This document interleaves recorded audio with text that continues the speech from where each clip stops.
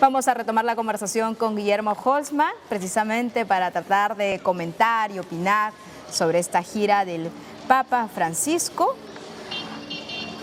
Ahora está en Kinshasa, así es, la capital. Se va a reunir en la Nunciatura Apostólica con las víctimas del conflicto del Este. Va a celebrar también una misa en el aeropuerto de Nódolo y va a mantener un encuentro con los jóvenes congoleños en el Estadio de los Mártires. Además, se va a reunir también con el presidente congoleño. Un gusto saludarte, Guillermo. Retomamos comunicación. Buenos días. ¿Qué tal? Muy buenos días. Un agrado también saludarte. Y efectivamente, el Papa llega, digamos, a una zona de África que está diezmada por una crisis alimentaria, una crisis humanitaria, guerras civiles prácticamente, si bien es cierto no se le denomina así, pero donde la pobreza, yo diría, todo lo que es, digamos, la falta de alimento para los niños particularmente, estamos hablando de más de 5 niños, niñas y adolescentes que están sufriendo de nutrición severa.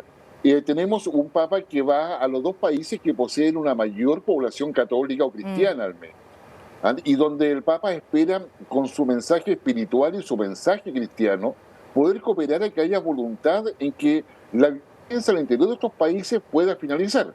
Son dos países distintos, dos países que vienen de una colonización francesa, uno de ellos, e inglesa, digamos, el otro.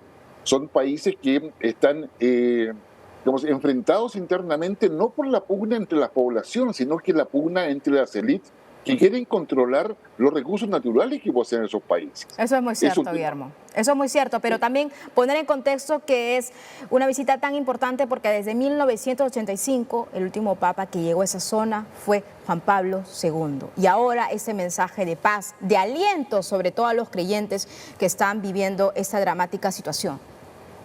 Efectivamente, creyentes que viven una dramática situación y ven en la Iglesia Católica una esperanza, un hálito de oxígeno que permita poder arribar a acuerdos mínimos que termine con la violencia y le permita recuperarse.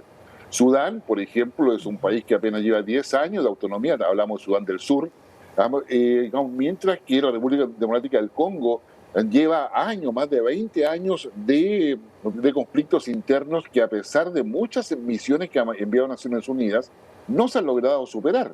Y estos elementos hoy día colocan la visita del Papa en un sentido no solamente geopolítico, económico y político también, por cierto, sino que también colocando algo para el pueblo africano es muy importante, la espiritualidad. Y esa espiritualidad que se ha logrado canalizar a través del trabajo misionero de muchas personas, en definitiva ha llevado a que sean cristianos, y la esperanza de que efectivamente el Papa pueda marcar una diferencia en este ambiente de violencia que hay en la país. Exactamente, Guillermo, y no solamente eso, sino que muy aparte del mensaje, su sola presencia del Papa Francisco podría dar una pequeña esperanza a esos niños, jóvenes, mujeres vulnerables y sobre todo también pues frenar momentáneamente esa guerra interna, si podríamos llamarla de alguna forma, que se está librando, sobre todo en la República Democrática del Sur. ¿Qué es el M23, Guillermo Holzman? ¿Quiénes son? El M23 es un movimiento que surge allá por el año 2016 y que en definitiva avanza en términos de poder instalar una nueva élite gobernante por la vía de la violencia, pero que está muy vinculada a lo que es la extracción de petróleo dentro de las grandes reservas que tenía justamente el país. Y esos elementos, en definitiva, se siguen manteniendo como parte del fantasma que alienta la guerra, un fantasma que coopera a que el conflicto no decaiga, pero con el costo humanitario, digamos, que todos conocemos y que representa, francamente, una de las mayores vergüenzas del sistema internacional. Hay una cantidad de donantes que no han entregado la cantidad de platas, y Naciones Unidas, con su burocracia, no es capaz de hacer llegar tampoco en forma oportuna los recursos que se requiere para poder superar la hambruna que se está viviendo aquí en minuto y aquella de nutrición que, como tú bien decías, afecta mayormente a todos los adolescentes y niños. Ahora, muy importante lo que tú dices, porque repasando también un poco la agenda del Papa, se sabe que uno de los ejes centrales va a ser la crítica a la explotación de recursos naturales en un área en los que se extraen los denominados diamantes sangrientos, ¿no? Con condiciones de violencia sobre los trabajadores, sobre niños, sobre mujeres, ¿no? Entre otras riquezas que son tomadas del subsuelo africano por multinacionales.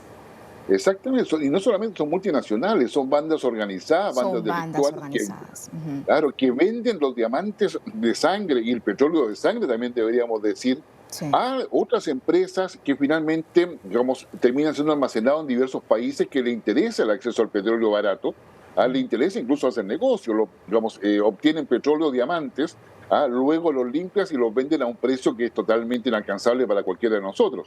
Y eso significa de que hay un aprovechamiento, pero también ese aprovechamiento implica de que hay muchos intereses, hay intereses de quienes desean enriquecerse con eso, hay bandas que hacen tráfico con el tráfico de diamantes, tráfico de petróleo incluso, Ujú.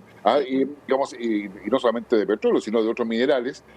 Hay, digamos, bandas organizadas que no les interesa que se estabilice la política en esos países, porque en la medida en que haya, digamos, conflicto, en que haya violencia, en que haya división interna, claramente eso favorece la extracción ilegal y legítima con toda la explotación que hay sobre la población que está en esos territorios. Claro que sí, Guillermo. Ahora, ¿qué te parece si hablamos de la segunda para Sudán del Sur? La importancia de por qué de Sudán del Sur.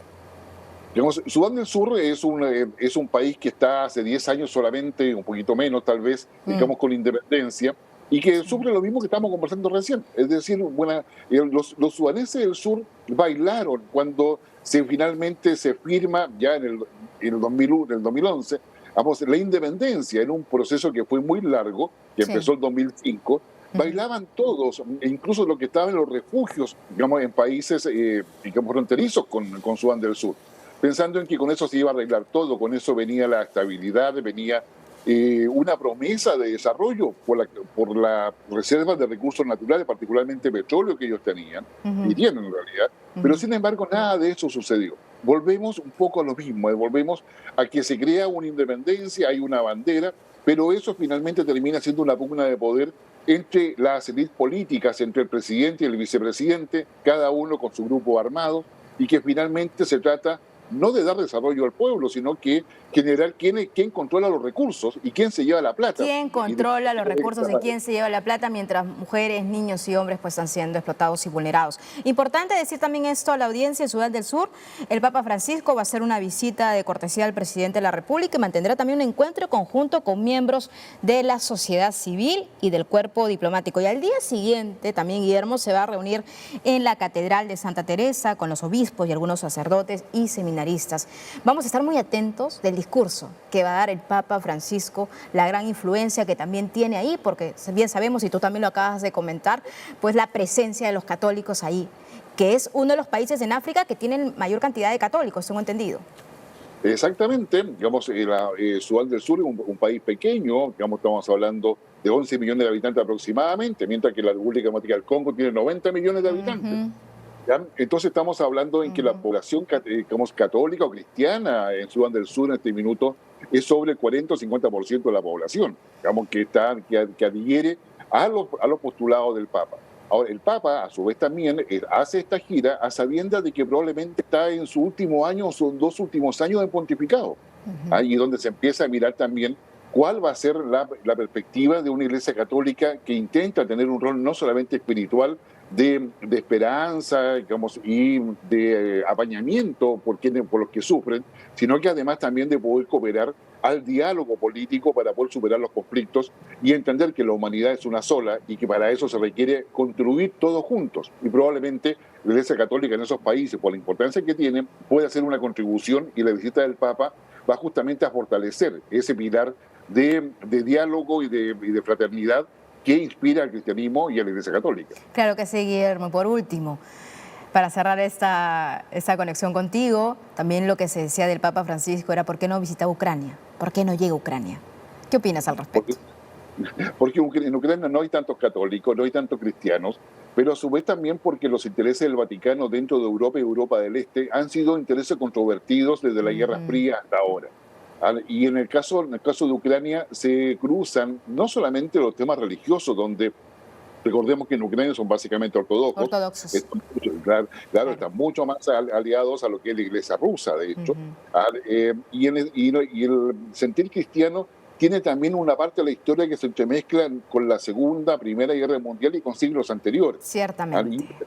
Y es ahí donde yo creo que el Papa no sería bien visto como un elemento de unión De o de unión. unidad claro, para Ucrania en el momento en que está envuelto en una invasión de Rusia y en una guerra en su territorio. Claro que sí. Muchas gracias, Guillermo Holzman, internacionalista desde Chile, por estar con nosotros, por estar con DNews. Un gusto ver después de tanto tiempo. Que tengas un gran día. Igualmente para ti, que esté muy bien.